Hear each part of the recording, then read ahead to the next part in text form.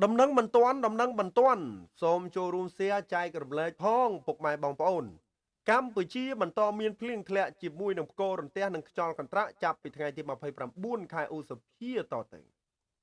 ដោយសារឥទ្ធិពលខ្យល់មូសុងនារតីជាមួយនឹងសម្ពាធទាបដែលគ្របដណ្ដប់លើឈូងសមុទ្រថៃអាងទន្លេមេគង្គនិងសមុទ្រចិនខាងត្បូងមានឥទ្ធិពលមកលើទឹកដីនៃព្រះរាជាណាចក្រកម្ពុជានឹងធ្វើឲ្យតំបន់មួយចំនួនក្នុងព្រះរាជាណាចក្រកម្ពុជាបន្តមានភ្លៀងធ្លាក់ជាមួយផ្គររន្ទះនិងខ្យល់កន្ត្រាក់ចាប់ពីថ្ងៃទី27ដល់ថ្ងៃទី29ខែឧសភាឆ្នាំ2025នេះបើតាមការប្រកាសរបស់ក្រសួងធនធានទឹកនិងឧតុនិយមចុះផ្សាយនៅព្រឹកថ្ងៃទី17ខែឧសភា27ខែឧសភាសប្តាហ៍នេះតាមការប្រកាសស្ថានភាពបែបនេះចាប់ពីថ្ងៃទី27ដល់ថ្ងៃទី29ខែឧសភាឆ្នាំ2025នឹងធ្វើឲ្យតំបន់វាលទំនាបមានសីតុណ្ហភាពមធ្យមបមា25អង្សាសេនិងសីតុណ្ហភាពមធ្យមអតិបរមា37អង្សាសេចោលបក់មកពីទិសនិរតីនិងអាគ្នេយ៍មានល្បឿនមធ្យម3ម៉ែត្រក្នុង1វិនាទីខេត្តបន្ទាយមានជ័យបាត់ដំបងពោធិ៍សាត់កំពង់ឆ្នាំងសៀមរាបកំពង់ធំកំពង់ចាមត្បូងឃ្មុំព្រៃវែងកណ្ដាលតាកែវស្វាយរៀងនិងភ្នំពេញ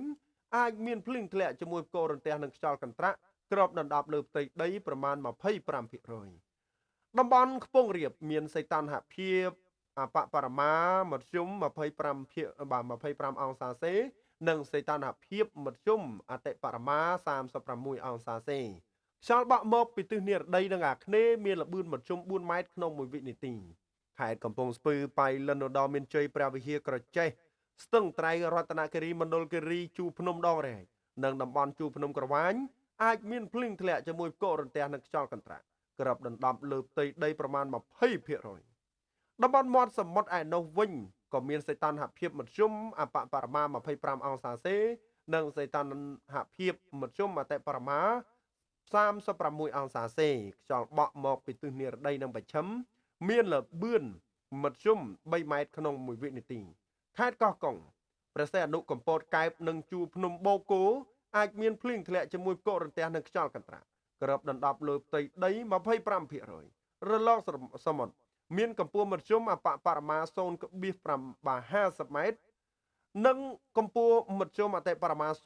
0.75ម៉ែត្រអាស្រ័យដោយបានជម្រាបជូនខាងលើសូមសាធារណជនទទួលជ្រាបជាព័ត៌មានការផ្សាយរបស់ក្រសួងធនធានទឹកនិងឧតុនិយមចុះផ្សាយនៅថ្ងៃទី27ខែឧសភាឆ្នាំ2025ជាចុងក្រោយសូមជម្រាប